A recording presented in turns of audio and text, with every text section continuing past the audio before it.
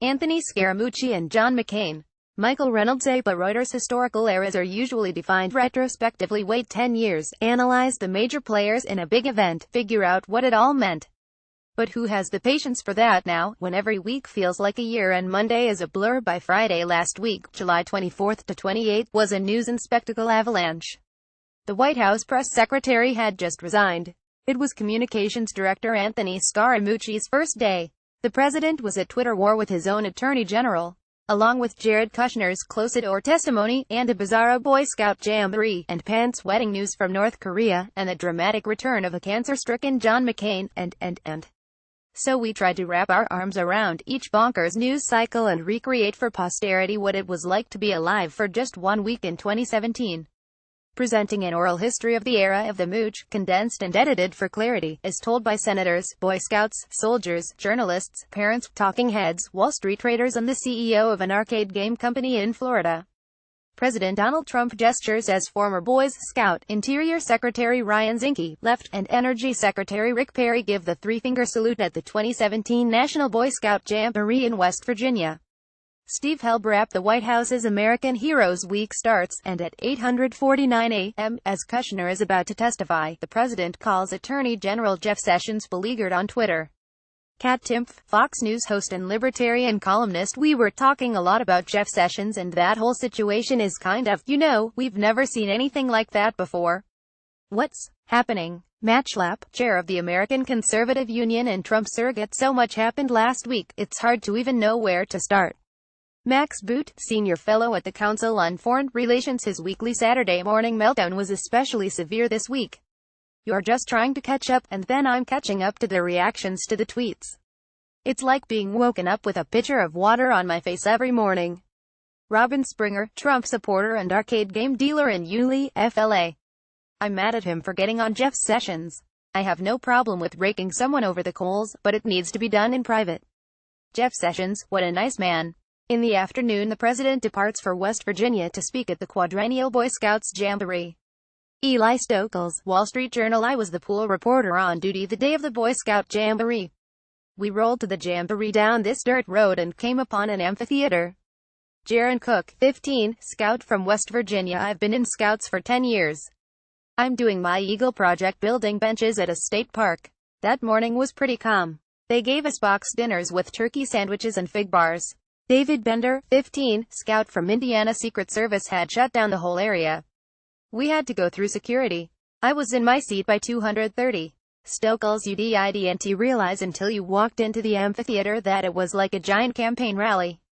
These are probably the biggest crowds he's seen since Inauguration Day. And knowing how Trump feeds off of crowds, this is now going to be a thing. David I. No, the speeches aren't supposed to be political. I was hoping to hear how we can help our communities and embody scouting values.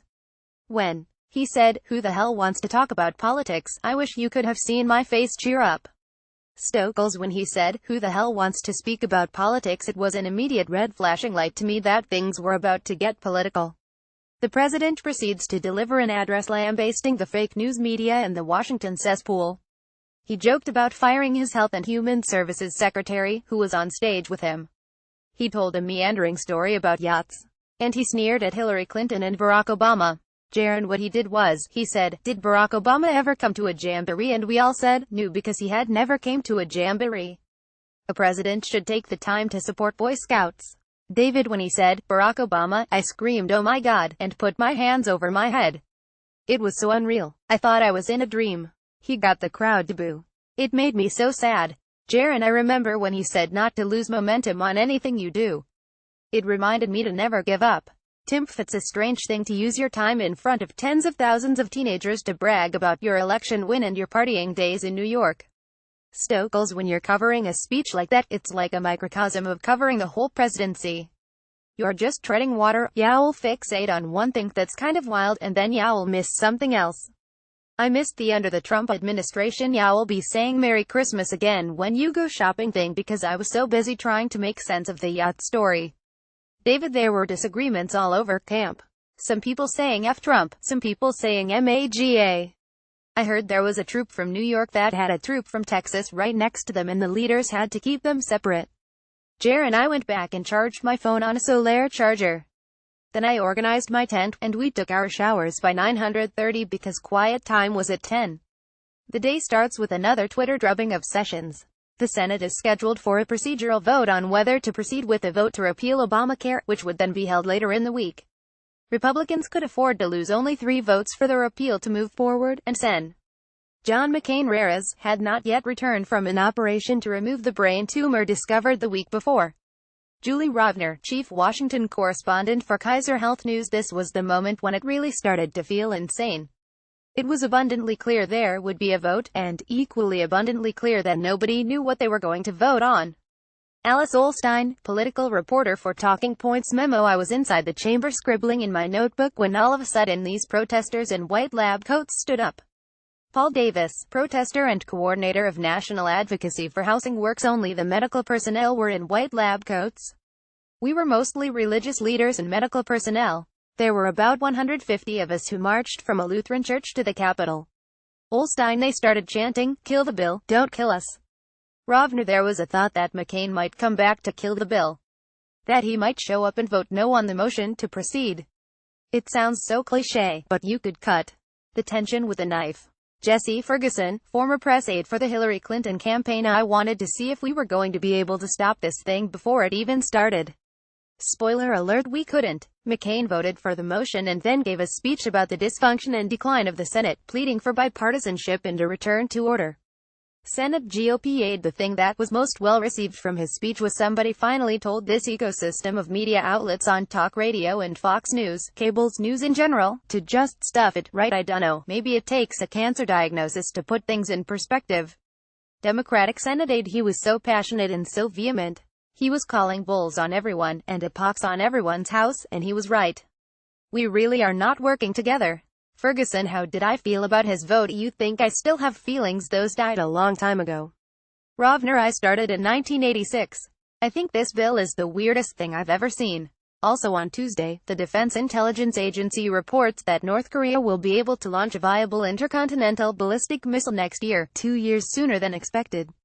Melissa Hannum, North Korea expert at the James Martin Center for Non-Proliferation Studies. Our Slack channel's divided into countries and into regions and into grant proposals, and you probably can't print this, but we literally have a channel called FFF that is our channel for venting, frustrating about how important this subject is, and why is no one paying attention to it, or about the crazy thing that happened in Washington that day, or about why is life like this in 2017. At 3:22 p.m., news breaks that Secretary of Energy Rick Perry had recently spent 22 minutes on the phone with a Russian prankster posing as the Prime Minister of Ukraine.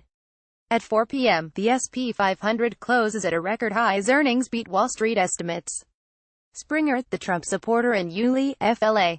In 8 years under Obama my business didn't do great, but in just the past 6 months my business has picked up dramatically. I think it's optimism, just like the stock market. The stock market's not based on any real facts.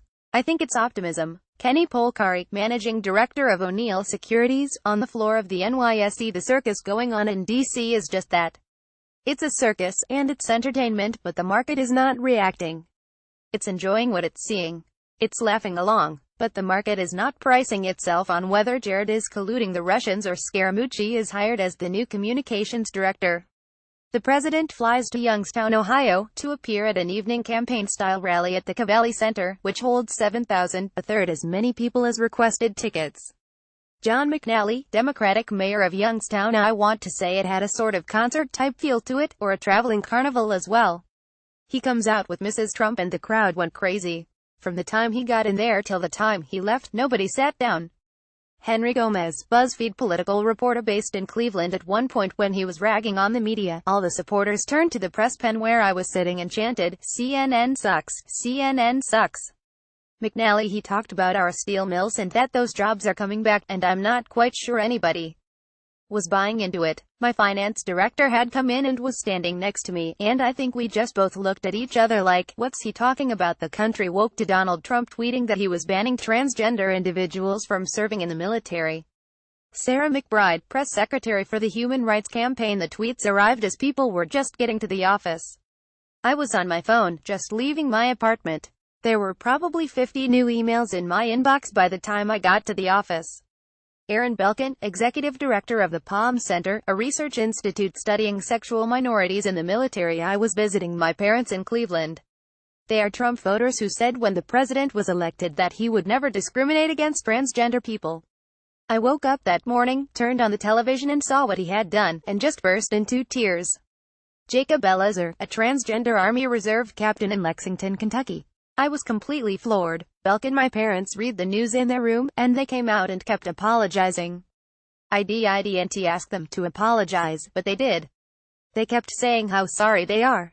Springer, the Trump supporter in Yulee, FLA. I was driving down the road, from Florida to Georgia, to take care of some customers, and I got the pop-up alert and I thought, fantastic, finally this is reversing one of President Obama's decisions and I like the reversal of the morality of this.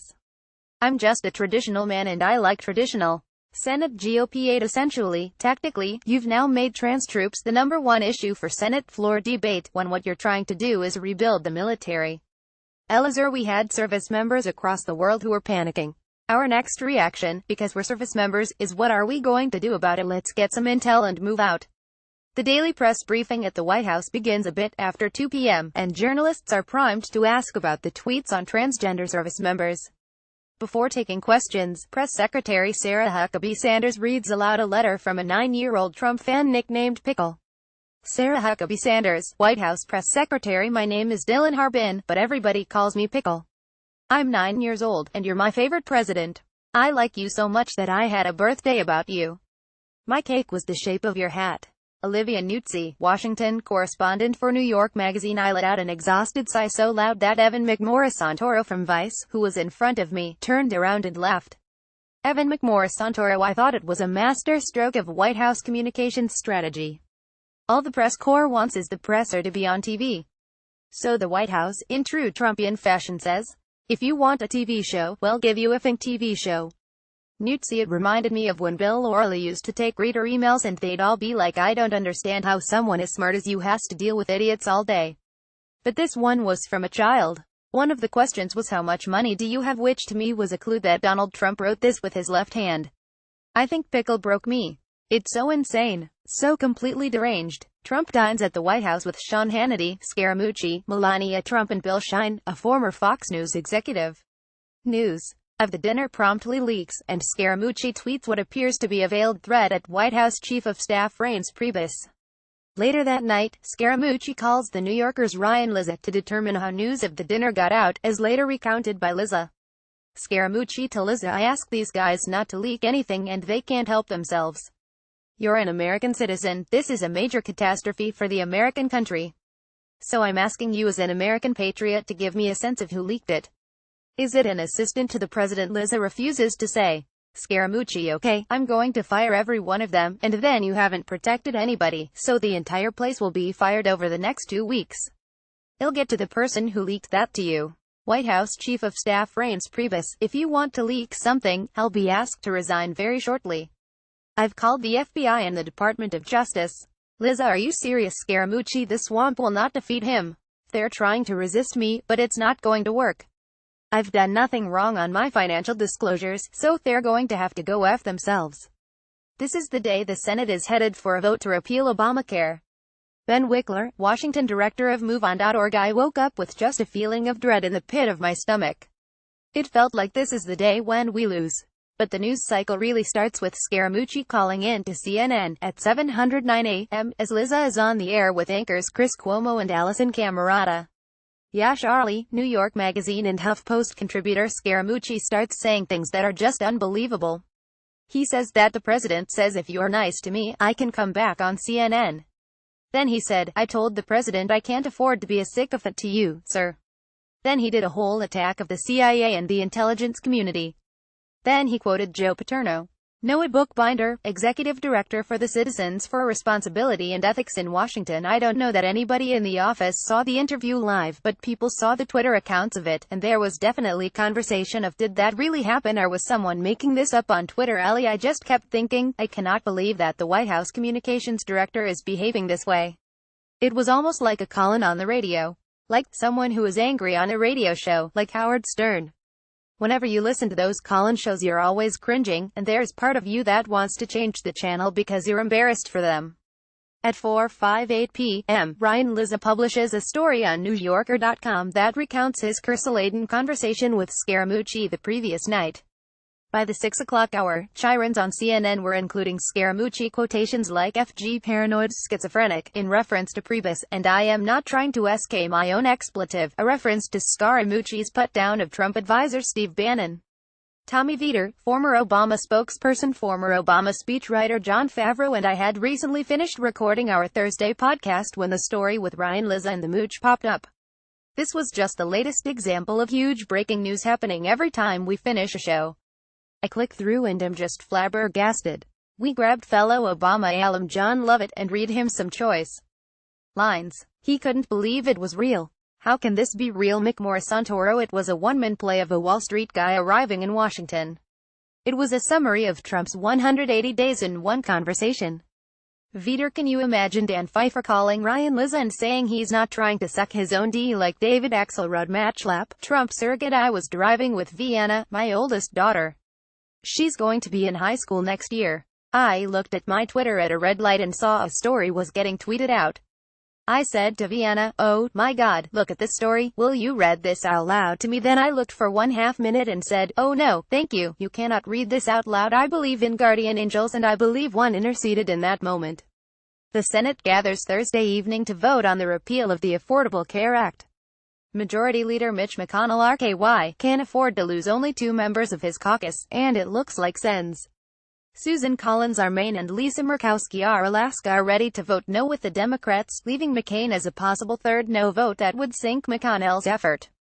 Everyone was trying to read the tea leaves, both inside the Capitol and outside, where a few hundred protesters gathered. Wickler, MoveOn.org. We marched over to the Capitol. The sky looked ominous and gray. Even midweek, we put McConnell's ultimate chance at success at 8 in 10, or 9 in 10. I had the image of the repeal bill as the liquid metal T-1000 from Terminator, that it could change shape and pour itself through the tiniest crack and reform itself on the other side. One way or another, it seemed like it was on track to becoming law. Sen. Tim Kaine DVA. My head was telling me McConnell had the votes, and my gut was telling me he'd didn't. Sen. Chris Murphy Decon. Mitch McConnell comes and introduces the bill on the floor. Patty Murray Wash asked me to kick off the Democratic hour of debate, and that's when I said the process was nuclear-grade bonkers.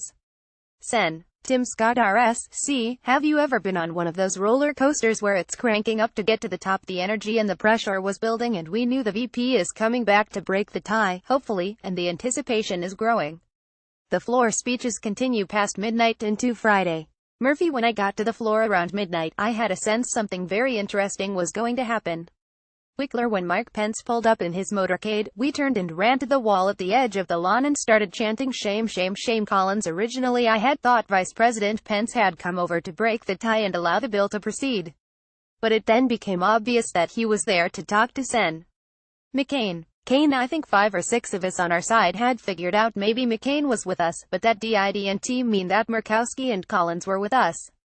They'd been with us all along, but they were under enormous pressure.